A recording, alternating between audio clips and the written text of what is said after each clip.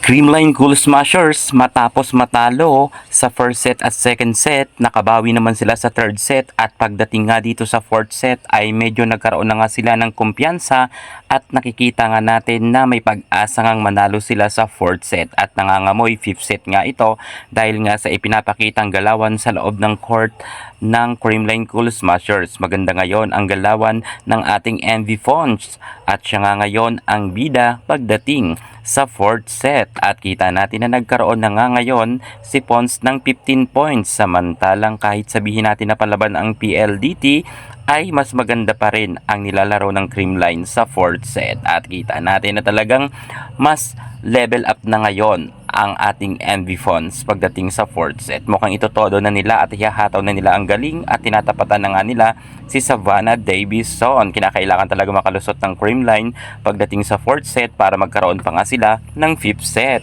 Grabe, gumagana talaga ngayon ang mga blocking ni BDL at maganda ang floor defense ng Creamline. Kung kaya kitang-kita natin sa scores ay 11-18 na ito at napa-time out na nga dito si Coach Raldrick Fort dahil lamang na nga ng 7 puntos or 8 puntos ang CCS. Nagtuloy-tuloy nga ang magandang nilalaro ng Creamline Cool Smashers kung saan tinambakan nga nila sa fourth set ang PLDT at mukhang nawalan nga ng kumpiyansa ang PLDT dahil nga sa laki ng kalamangan.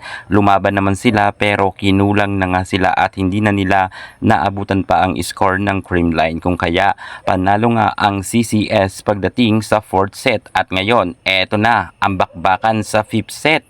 Abangan nyo mga ka-sports dahil dito na talaga magkakaalaman kung sino ang talagang mas malakas ang loob, ang Creamline ba o ang PLDT. Abangan ang fifth set.